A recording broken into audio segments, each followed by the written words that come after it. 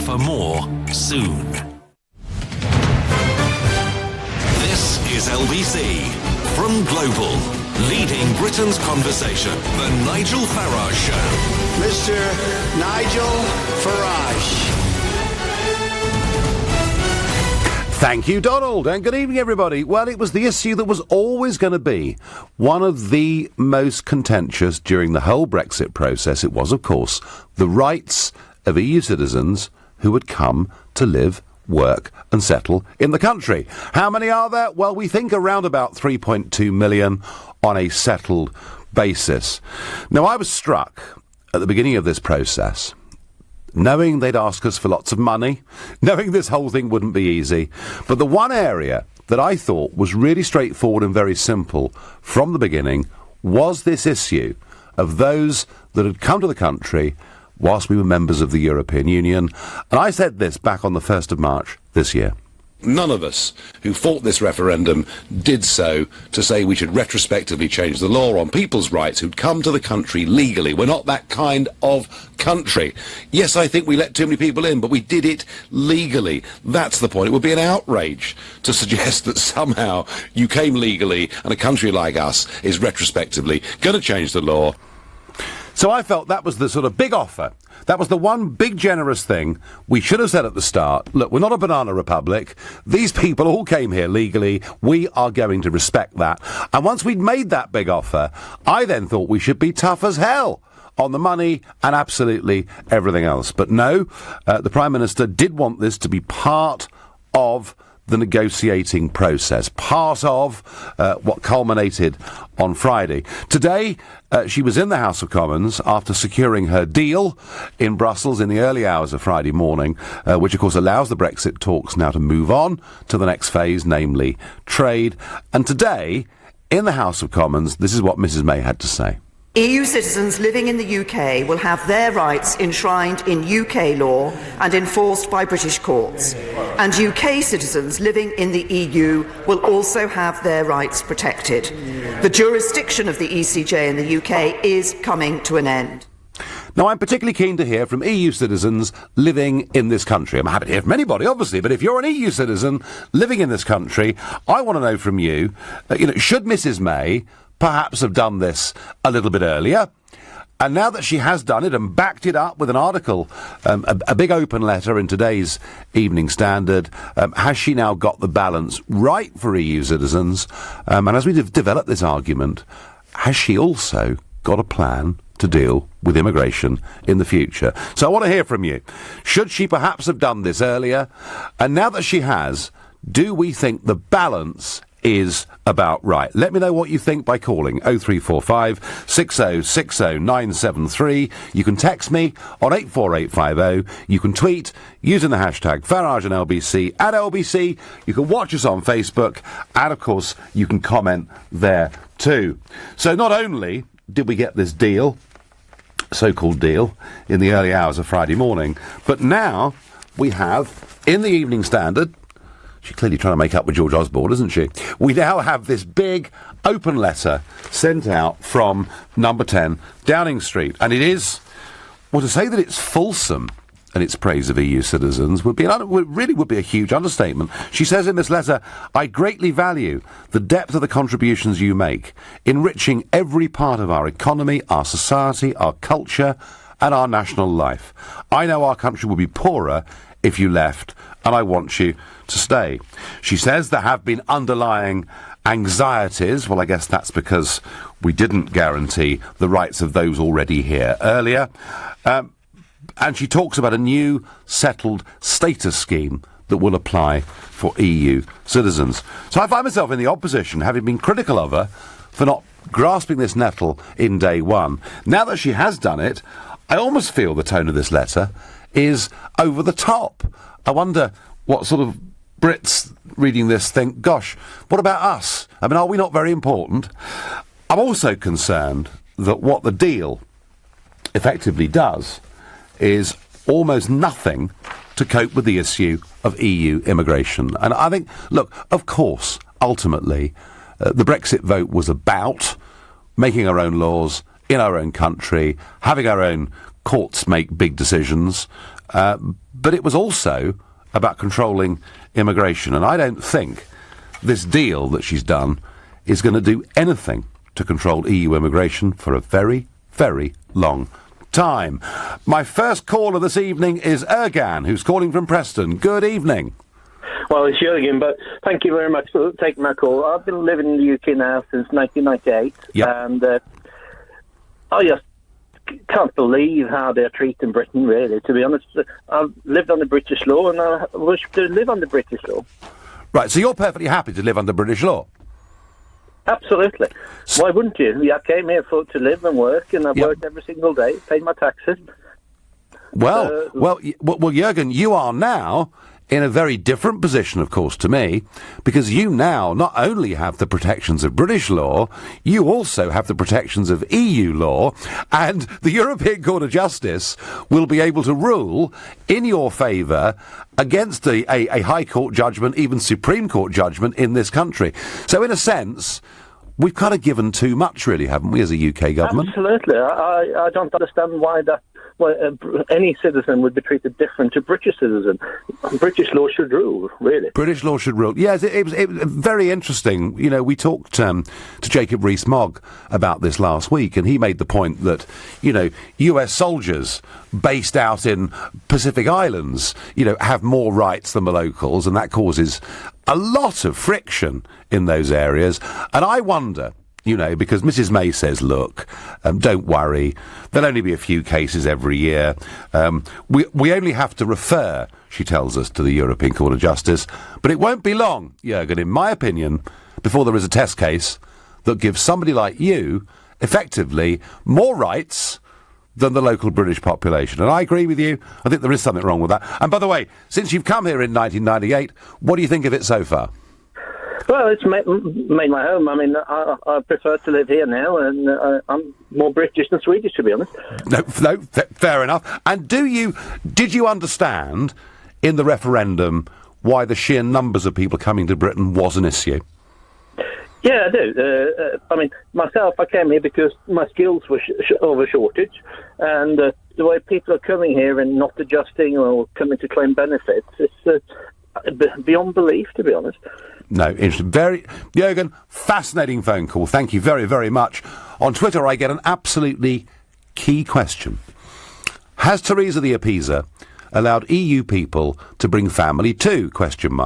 If so, that will add at least 3 to 6 million at a stroke. So much for immigration control. Well, I can't comment on your 3 to 6 million figure, but what I can tell you is this, that more than 3 million EU citizens living here will be allowed not just to live and work in the UK, in line with the current freedom of movement principles, but the deal includes the reunification rights for relatives, including spouses, parents, grandparents, children, grandchildren, those who do not live in the UK but choose to come and join them in the future, and it will extend to future spouses or partners of EU citizens.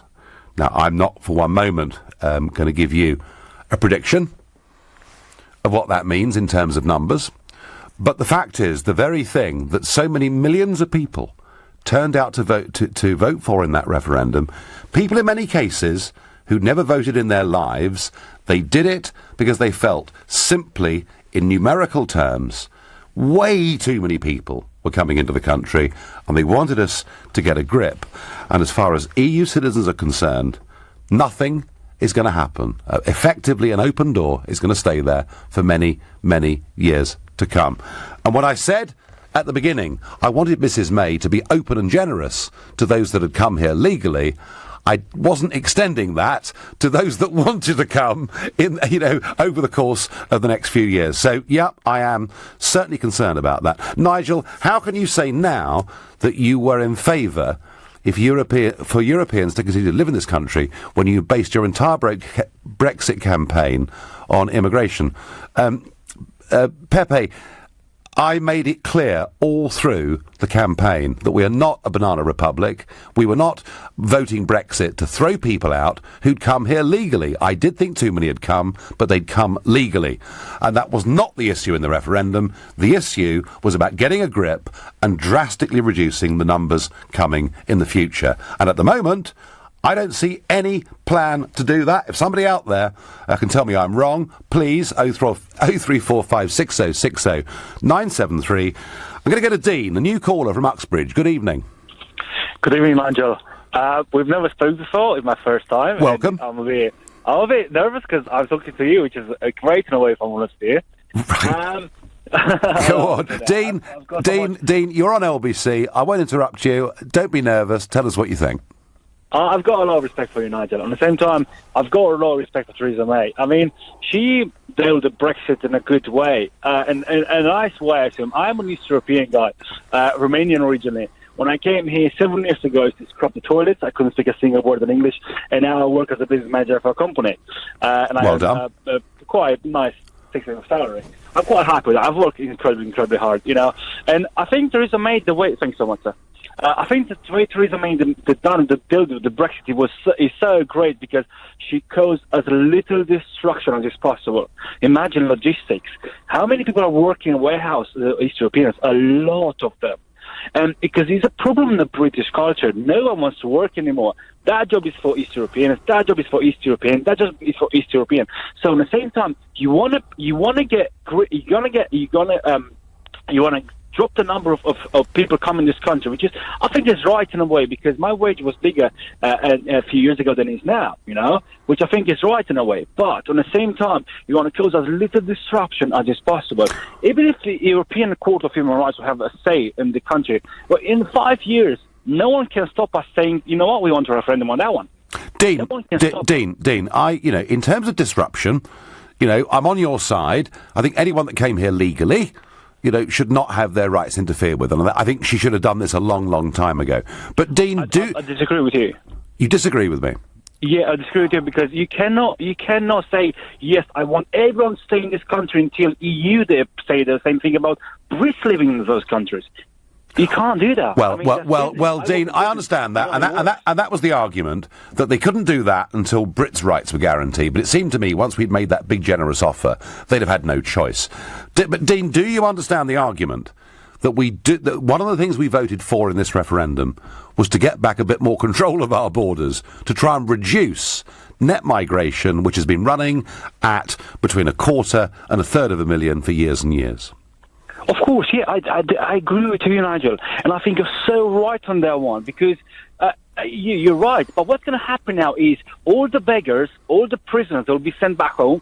People who are now working just on benefits, they will be sent back home, because everyone's got a right here as long as you work. Understand? And in a few years' time, in 4, 5, 6 years' time, you're going to put borders back on. But you have to dig step by step, because imagine, Nigel Farage, imagine if in 3 years' time we're going to say no more immigrants, that's it, everyone back home. What's going to happen? No, we're not going to do that. No, we're not going to do that. We were never going to do that. But if you're right that the government is going to get tough on beggars and criminals and people who haven't got work, if that's really what they're going to do, then I think you'll find that the Brexit voting population will cheer Theresa May to the rafters. At the moment, I don't see much evidence of it, Dean, but I thank you very much indeed for your call, and I give you 10 out of 10 for the success that you've had in this country. Well done. You're listening to the Nigel Farage Show, exclusively on LBC. It's 7:17.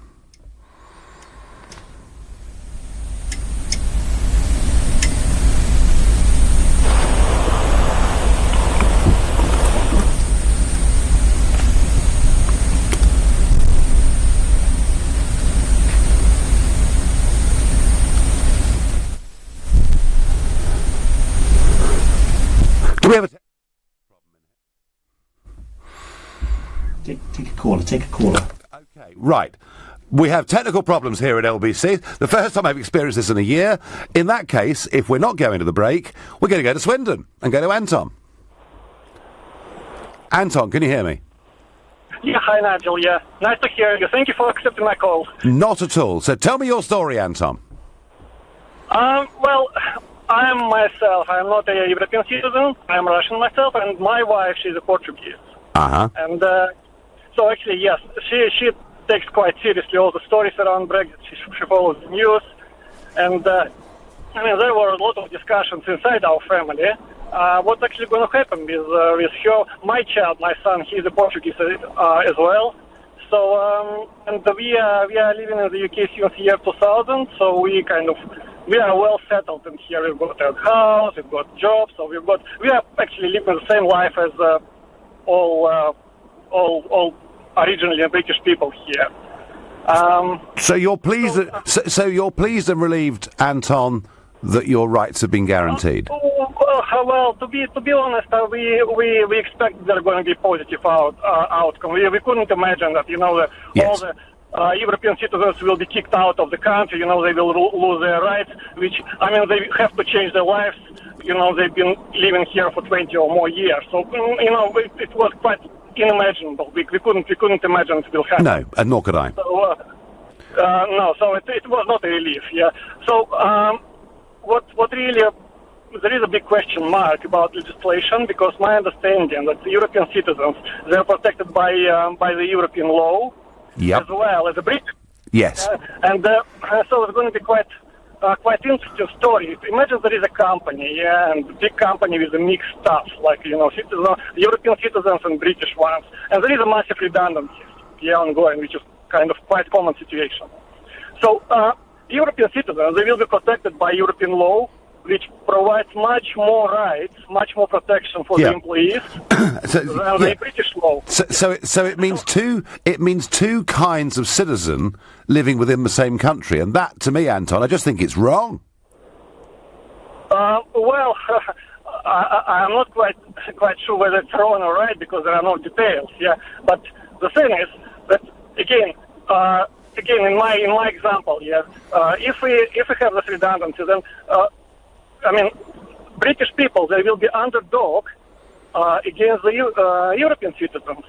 Yeah, just because European law is much more protective, and after Brexit, it appeared that British people, they will have a much less rights than European citizens. Yeah, and there's something wrong with that. Anton, I thank you for your call, and we've so far had overseas-born callers, but there is a British comment here from Darren on Twitter who says, is it an apology to the UK citizen she has betrayed? Well, I don't know about that, but what I do know is that she's been overly fulsome in her praise today of EU citizens, having taken a very, very long time to recognise their rights, and as Anton just said, they were always going to be recognised.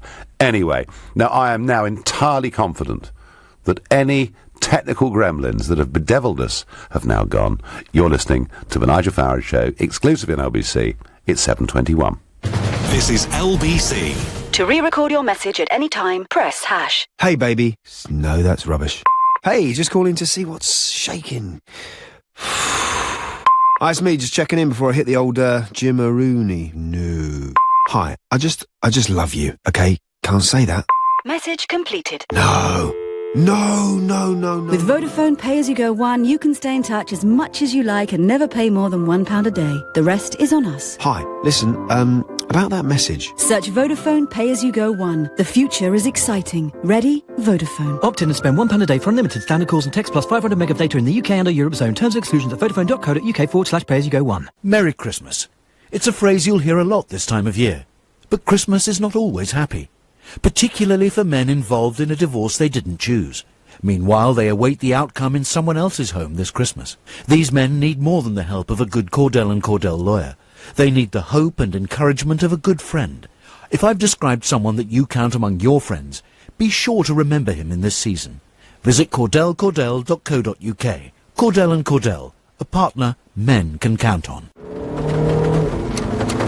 Time to slow down? Or not just yet? How about now?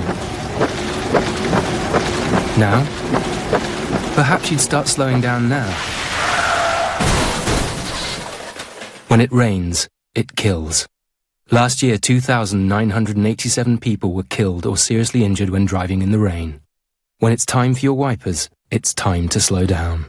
Highways England. You're the toaster. the clinker. But here's to you, drinker, for you are the festive fizzer. So, Lidl raises a glass to you with our Comte de Senneval champagne for only $10.99. Every little thing for Christmas. Drinks Retailing Awards Supermarket of the Year. Subject to availability. Excludes NI. When our dog Cooper was hit by a car, we thought he was gone. We rushed to PDSA where the vets and nurses worked miracles to save him. But PDSA is a charity in urgent need of your help. Please text STAR to 70020 and give £5 to save a star this Christmas. PDSA, text STAR to 70020. Thank you. You will be charged the one-off £5 donation plus a message at your standard network rate and must have the bill payer's permission. For full terms, visit pdsa.org.uk/star. Your company's doing pretty well. Your tax position's okay. So, what's keeping you awake at night? To face the future with confidence, talk to Vision Consulting. We've expanded from Gants Hill to the Gherkin, with clients from the fishmonger to the multi-million-pound property investment company. And our growth as a firm of chartered accountants and registered auditors is based on our passion for our clients' business. Have confidence in your accountant. See visionconsulting.co.uk. The Nigel Farage Show on LBC. Well, Theresa May, it took her a long time to guarantee the rights of EU citizens. She's now done it in a very, very fulsome way, and she's given a deal allowing current EU citizens not just legally to have their rights in this country, but to be able to go above our courts to the European Court of Justice, and for family reunions to continue for many, many years to come. Margaret from Surrey says, Mrs May definitely OTT, given far too much away. It's nauseating. This deal has one thing bothering me. EU citizens would exploit Northern Ireland as their backdoor into the UK, says Chris. Well, we'll look at that, but Northern Ireland, of course, is not in the Schengen area, which does make things a little bit easier. And the other big point about this is, you know, today the Prime Minister was in the House of Commons and receiving considerable support, particularly from the Remainers in the Conservative Party, but equally quite a lot of Leavers seemed pretty happy as well. And it's as if the issue of immigration has disappeared from the national debate. It's as if our political class aren't bothered about it, and perhaps they think the British public aren't bothered about it. And that's interesting because an ORB poll published today by Britain Elects, field work done last week, shows 46% of voters believe having greater control over migration is more important than free trade access to the European Union. 46% against 38%. So still a very big majority think securing our borders is what matters. And at the moment, we're not on course to secure our borders for many, many, many years to come. So I think there is quite a gap that has opened up between how ordinary folk feel and what is being talked about in Westminster and in the press around it. Paolo is calling from Soham in Cambridgeshire. Good evening, Paolo. Good evening. So, what is your story, Paolo? Sorry? What is your story? Well, my story is quite simple. I came from Portugal in 2002. I got over here with 40 euros in my pocket, and I was able to buy a house in here and make my life in here. Not thanks to the European community, but to the English way of life. Yeah. The way I see it is that you're not the best or the worst, but you are most definitely different. And I fit with that difference. Okay, so you've enjoyed being here then? Oh, yes. I like to go home, of course. I passed 30 years in Portugal, and I can't forget that, and it's part of me.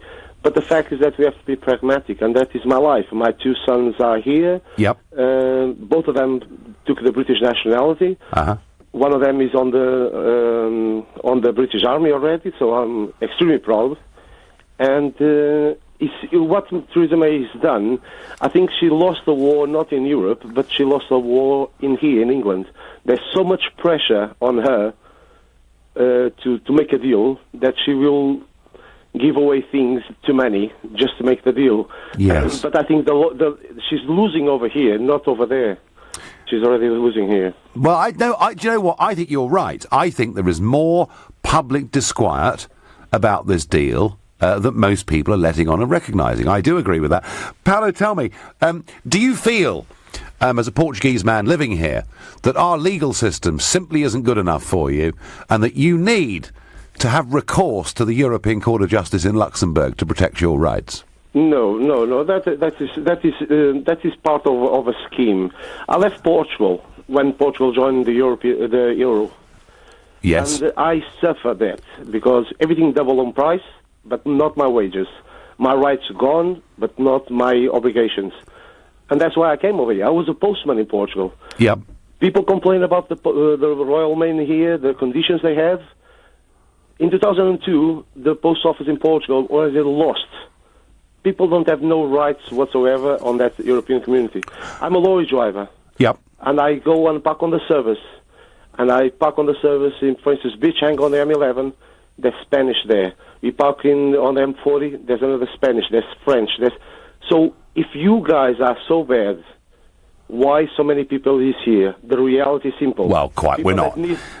Absolutely. We're not bad. We're not a banana republic. We've got a great legal system. We've got great protections.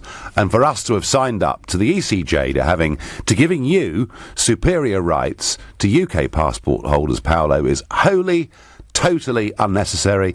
Thank you. Another great story, another great success story as well. Going to go to Scylla in Tunbridge Wells. Good evening, Scylla. Oh, hello, Nigel. Good evening.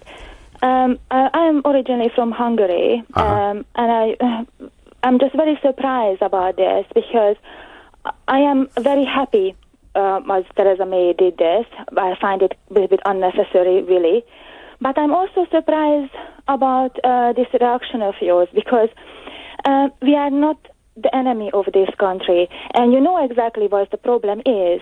Unfortunately, as the Portuguese man talked just before, same with Eastern European countries, the wages are still 75% lower than Western Europe. I think this West and East business have to be stopped, and the salaries have to be equal everywhere. At least have to rise it up because plenty of multinational companies in Eastern Europe, unfortunately, purposefully pushing down the wages. They are not paying the wages properly, and that's why. But Scylla, we couldn't have the same minimum wage in Hungary and Romania as we have in the United Kingdom, could we? No, and we couldn't. Oh no, I'm not expecting to be exactly the same. Oh my God, definitely not. But not 75% lower. Okay. That is just too much. And another thing I like to say, what I find it very strange, as you know, the Visegrad countries are actually, this is the one thing what they like to change, about the wages to be kind of equal. So the immigration will be stopped to the West and it will be... Well, one thing, Scylla, for certain, is whatever debate we're having here in this country about immigration is actually a pretty mild imitation of the debate that's currently going on in Hungary with your Prime Minister about immigration and about refusing Mrs. Merkel's quotas. I thank you very much, Scylla, for your thoughts and your call. You're certainly not the enemy. No one's ever tried to portray you as the enemy. But I do wonder whether Mrs. May, having taken a long time to reckon EU citizens' rights, hasn't now simply given away too much. I think she has. You're listening to The Nigel Farage Show, exclusive in LBC. It's 7:30 and time for the news with Moira Alderson. Thousands of commuters are caught up in travel chaos tonight as a trackside fire cripples services at London's Waterloo. The station is currently exit-only and police have been deployed to try to stop overcrowding. 2 people have been arrested on suspicion of murder following the deaths of 3 children in a house fire. A 14-year-old girl died at the scene in Salford in Greater Manchester, while 2 other children aged 8 and 7 died in hospital. Swap Shop co-stars Noel Edmonds and John Craven are among those paying tribute to Keith Chegwin, who's died at the age of 60. The former child actor, presenter and reality TV star had been battling a lung condition. LBC weather: any rain and snow should clear southeastern parts of the country tonight. There is a risk of some freezing fog patches and a severe frost for many. An overnight low of around -3 degrees. LBC Travel, there's severe disruption at Waterloo Station this evening because of a trackside fire. Earlier, platforms 1 to 3 are closed. At the moment, the station is exit only at times to ease some of the overcrowding, and services from Waterloo to Dorking, Hampton Court, Chessington South and Teddington are cancelled until 8 p.m. The disruption is expected to continue until the end of service. There are also delays across the Southern Gatwick Express and Thameslink services because of some earlier problems today, and London North Western are running a replacement bus service between Watford Junction and St Albans Abbey, and it's all because of staff shortage. There are also delays and cancellations at London's airports due to the weather, so passengers are being asked to check their flight status before travelling. LBC Travel, I'm Anne-Marie Walsh. This is LBC. Successful investing can seem like a bit of a mystery, but many ordinary people have now learned how to use the stock markets to earn a second income without a second job. Online Trading Academy has taught thousands of people how to use its approach over 2 decades. The face-to-face workshops are delivered by down-to-earth presenters using know-how from financial institutions and outlines the plan to make profits, whether the markets go up or down. Whether you want to retire in style, put kids through university, or just increase your income, today Online Trading Academy London is offering a free investing kit so you can start learning how to improve your finances. No prior knowledge is necessary. Just go to otalondon.com or call 0800 088 5462 and get 2 free videos and a helpful guide. Plus, you can sign up for a free half-day workshop near you right now to help you learn how to change your financial life. Call 0800 088 5462. That's 0800 088 5462. Time to slow down? Or not just yet? How about now? Now? Perhaps you'd start slowing down now. When it rains, it kills. Last year, 2,987 people were killed or seriously injured when driving in the rain. When it's time for your wipers, it's time to slow down. Highways England. The high-quality kitchen you've dreamed of at a price well within your budget. That's Room Sense. That's Room Sense. This month, all kitchens are half price with a free oven hob and extractor. Book your free home design visit today at roomsense.co.uk. Quality at a price you can afford. That's Room Sense. Offer ends soon. Minimum spend applies. Merry Christmas, Sarah. You got me some shoes. No, it's a coat. Cashmere scarf. A laptop. Oh, some perfume. The One for All gift card from the post office can be any of these things. With over 50,000 retail outlets to choose from, it's the ideal gift for that impossible-to-buy-for friend. It's not a TV, is it? Pick one up in branch or online at postoffice.co.uk. The One for All gift card is issued by GVS Prepaid Limited. GVS Prepaid Limited is authorised by the Financial Conduct Authority. Many dentists across the UK will refer their more challenging dental implant patients to Darwood and Tanner. Here's Andrew Darwood. We're really proud to have patients come to see us from all over the world. Our reputation is built on delivering outstanding dental implant solutions for people with very challenging problems. To find out more about the transformational effect of Darwood and Tanner dental implants, go to darwoodandtanner.co.uk. Darwood and Tanner, obsessive about dental implants. Leading Britain's conversation. LBC, The Nigel Farage Show. So, Theresa May in the House of Commons being robust, and I've got more questions, not just about EU citizens' rights, family reunions, and whether we're actually going to get a grip over immigration at all in the next few years, but also over the Brexit bill. You see, it's really odd, isn't it? Because last week there was the Chancellor, Philip Hammond, saying, I find it inconceivable that we would walk away from obligations that we recognise as an obligation. This is not a credible scenario. It's not the kind of country that we are. And then today, Theresa May, back from the summit, was pushed by Jeremy Corbyn about this estimated Brexit bill of 35 to 39 billion sterling. A bit more than that by the time we finish. But anyway, and when she's pressed by Jeremy Corbyn on that, she says, if we don't agree that partnership, i.e. the new trade deal, then the offer is off the table.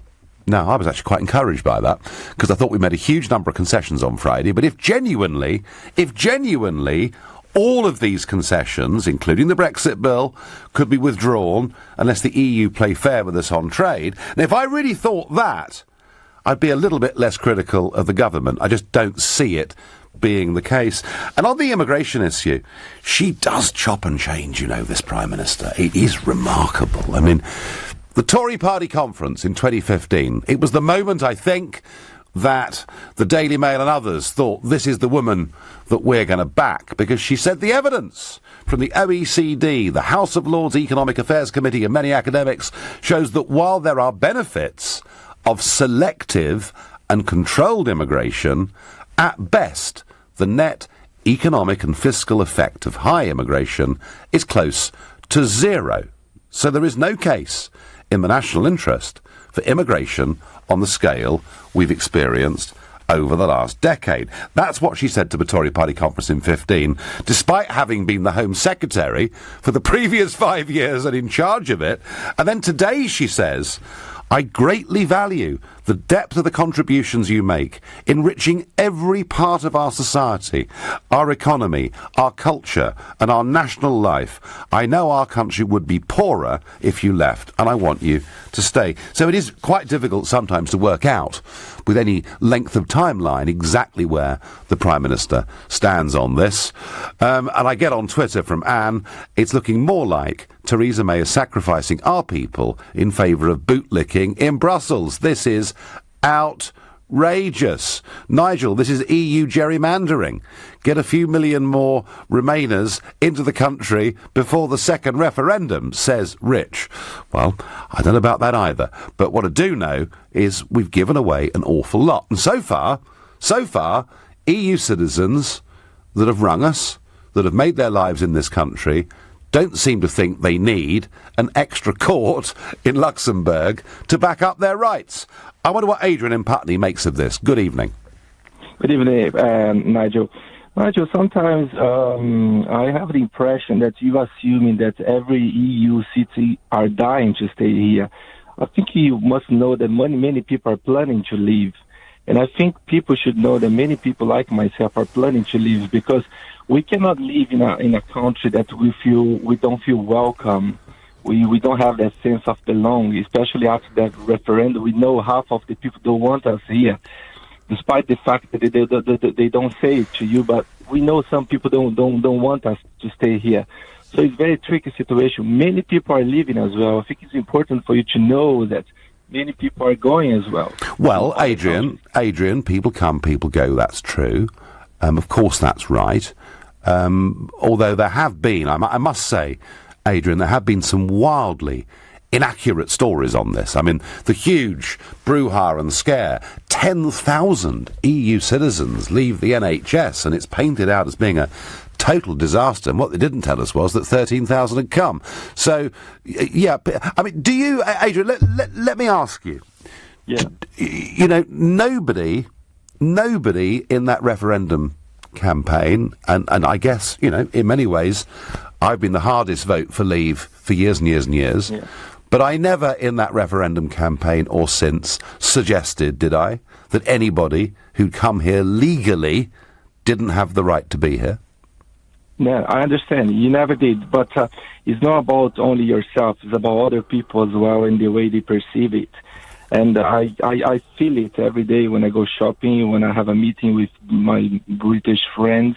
I know that some people, they feel uncomfortable, being in with other foreigners. It's very clear to me. So, and for me, particularly my case, I don't feel comfortable either. So that's why I'm planning to leave in the next 6 months.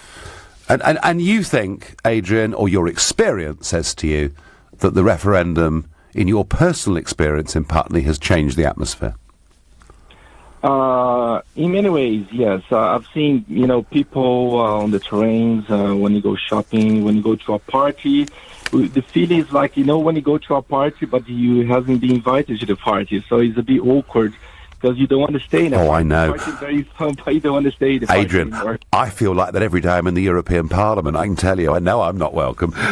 Do you? Well, I'm there tomorrow, actually, and I've no doubt they'll be as unpleasant to me as ever. Adrian, do you feel, and you know, and I'm listening very carefully to what you're saying. Yes. Do you feel that the Prime Minister's letter in tonight's Evening Standard perhaps helps then in that situation? In a way, we feel grateful for that, because I think she had to take her time to make that decision. It couldn't be like a next day, like you said.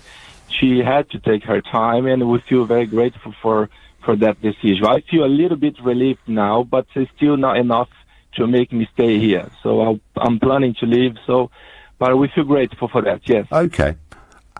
And will you go back to Italy, Adrian?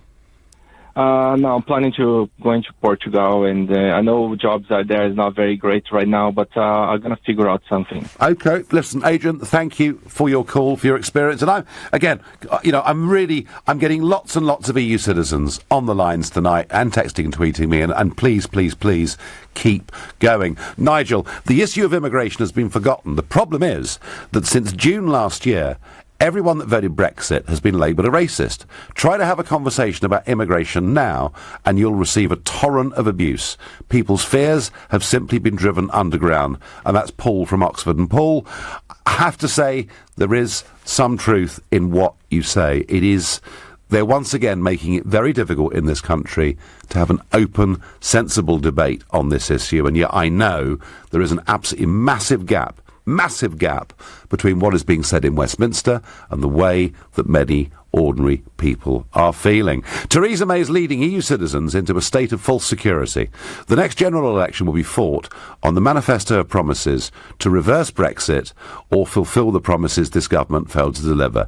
Brexit, that's every component part of what will happen when another party is elected. Well, David, I think if we do finish up going for this transition phase, then I think the entire next general election will be fought on Brexit. It'll almost be a rerun of the referendum. And that is why I am so opposed to the next potential stage of this process, which is us going into transition that I believe will last up until that election.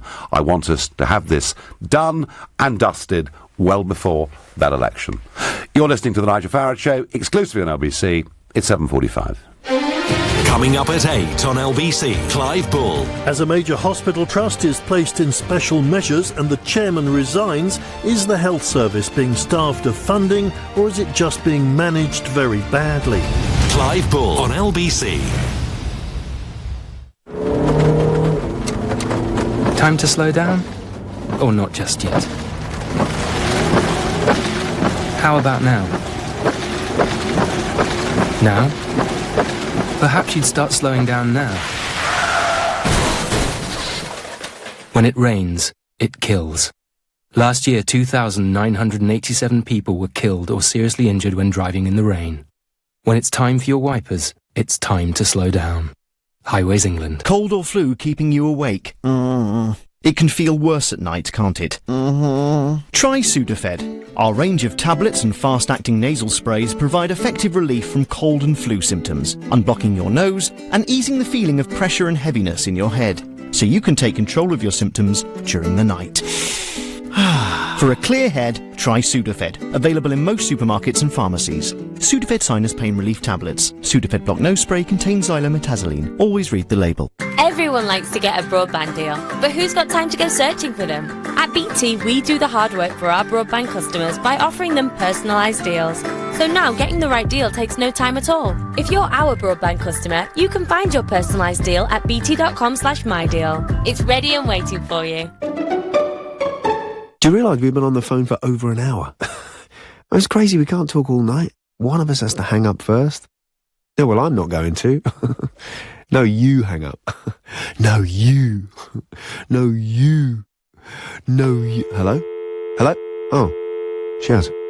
With Vodafone Pay-As-You-Go One, you can stay in touch as much as you like and never pay more than £1 a day. The rest is on us, so you'll only ever have to hang up when you're ready. Search Vodafone Pay-As-You-Go One. The future is exciting. Ready? Vodafone. Opt in and spend £1 a day for unlimited standard calls and text plus 500 meg of data in the UK and our Europe zone. Terms and exclusions at vodafone.co.uk/pay-as-you-go-1. Do you feel as if you never get enough sleep? Hamsey Sleep Centres have the answer. Buy a new mattress from our promotional range today and we'll give you up to £100 trade-in on your old one. And up to £200 off your new one, free local delivery, free mattress protector and a free pair of pillows. Plus a full 10-year guarantee. We'll even give you a 100-night sleep trial. Hamsey's, Beckenham, Bexley Heath, Leatherhead, New Malden and Wallington. And at hamseys.co.uk. My name's Frank. When I was on the streets, I was cold, lonely and scared. Christmas was the hardest time. I was absolutely by myself. I had nowhere to go. But then I came to Crisis at Christmas. It was awesome. They had proper food, showers, doctors, advisors. It was a real ray of hope and it changed my life. So please reserve a place for someone at Crisis at Christmas for just £26 and 8p. Go to crisis.org.uk and help someone else like me out of homelessness this Christmas. Thanks for listening. The Nigel Farage Show on LBC. Call 0345 6060 973. After finally protecting the rights of EU citizens who'd legally come to the United Kingdom, Theresa May now is absolutely over the top, I think, in her praise of their contribution, directly contradicting what she told the Tory party conference back in 2015, namely that immigration, if it's controlled, can be a great benefit, but that mass immigration rarely is. And I do think we're having too small a debate in this country at the moment about future immigration and the aspirations of millions who voted for Brexit. I'm going to go to Alexandra in Woodford Green next. Good evening, Alexandra. Good evening, Nigel. Hi. Hi there. So give me your story, Alexandra. I am a Romanian citizen. Been here for about 9 years. Uh-huh. I recently got my British citizenship. Oh, well done. Thank you. I would say that the whole Brexit is not necessarily bad, but people weren't really aware what they voted for, and that caused a lot of issues. Go on. However, on the immigration or controlled immigration, I would agree with that, simply because I think in 2014, when they Romania and Bulgaria, they were giving free way to come here. Yep. And I personally, as a Romanian citizen, I kind of panicked because I thought, oh my gosh, the whole of both countries will just move here. And I came here and I applied for a work permit, and it's kind of taking bit by bit. Yeah. And now I have been able to apply for my citizenship and get it. So to me, I would say, if you really want to come here and you're able to work honestly and do what you have to do, there is no reason for anyone to kick you out. No, well, nobody, Alexandra, nobody at any point, I want to re-emphasise this, because I think it is actually quite important. Nobody on the Leave side advocated that people like you, who'd been here for years and been here legally, should be kicked out. That was never part of the debate. What was a very real debate was when we opened the doors in 2014 to Romania and Bulgaria, because it was pretty obvious to me that many, many tens, ultimately hundreds of thousands more people would come to the country. And that is exactly what's happening, isn't it? Exactly. And I don't particularly agree with that, because we come from slower developed countries. We come here and we think that is it. This is rich money all over, which is not like that. Because in order to get a better job, you got to educate yourself, you got to study and work really hard. It doesn't just come. No. And I think this is a mistake that a lot of European people are making. Now, you may have made a mistake, Alexandra, a very big mistake, because... Why is that? Well, now you see, because you've gone for British citizenship, you now can only go to the British courts. Had you stayed as a Romanian, you could have had two courts to go to, couldn't you? Yes. I'm teasing you. I'm teasing you. You've chosen Britain. I speak from both perspectives, because I'm not planning to renew my Romanian passport. Right. I haven't been to Romania in about 8 years and a half.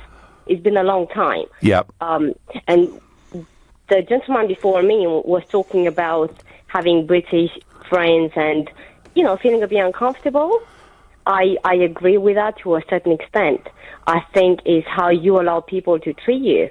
If you don't feel welcome, you move away. It's not by force, but you have to find the right people to be around. Yeah. Because I met some really lovely British people, and I kind of figured out that Britain is actually not bad as I thought 5 years ago. Oh, well, I'm relieved to hear that. And now that you are a UK citizen, Alexandra, looking ahead, what kind of immigration policy should we have going ahead from here? I would say a controlled one, however, quite an easy one. I find that is when I applied for my permanent stay, although that was just £65 per application, and now they're saying they want to reapply. Everyone that has one has to reapply. Why? Because £65 times 3.2 million citizens are here, that is how much money? And it kind of gets me thinking, is it just a money matter, or are they trying to actually get everyone checked and see, okay, that's where we're heading towards? Why was the reason why I decided to apply for my citizenship and now wait? Quite honestly, how we manage all of this is a bit of a mystery to all of us. Alexandra, I thank you for your call and for your experiences. Sylvie on Facebook says, "Hi Nigel, we must not forget Jacob Rees-Mogg. He was in the chamber today, but so far he has not commented." I know, I've been watching. I believe he is biding his time, and shortly we will hear from him and his supporters. Sylvie, I've been watching that very carefully too. One person on the Eurosceptic side who has commented is Peter Bone, the Tory MP for Wellingborough, who was here in this studio yesterday. And if you go to lbc.co.uk, you can see Peter saying, "Far from agreeing to 35 or 39 billion, we don't owe 'em a penny." Have a look at lbc.co.uk. You may agree with it, you may disagree with it, but it's certainly an opinion that is put in a very, very forthright way. Shaz on Facebook says, "I hoped we'd be out by now, but it seems we don't have a choice. Something, Mrs May, I won't use the word, is driving us down a route that we don't have a voice for. Politicians don't speak for us." Shaz, I genuinely think many, many millions of people looked at that so-called deal, looked at what was portrayed over the weekend and in the House of Commons today as being some huge victory, but they looked at it and said, this is not what we voted for. And I was told over the weekend by somebody quite well connected in the Tory party, "Nigel, you don't understand. They wanted 65 or 70 billion from us. The fact it's only going to be 40 billion is a really good deal." Well, the fact something is not as bad as it could have been is hardly, in my book, a victory. Maria is calling from Manchester. Good evening, Maria. Hi, good evening. Good evening. Where are you from, Maria? I'm from Spain. I'm from Tenerife. Yep, okay. Yeah, okay. And how do you feel Mrs May's handling this as far as your rights are concerned? Well, I think she's doing her best. But what I don't understand, and I can't believe, that you are trying to make people think that you have fight for those rights. Because you have put all the European citizens in a very difficult situation. We don't feel welcome in this country. I've been working 7 years in this country, firstly doing jobs that nobody else wanted to do here.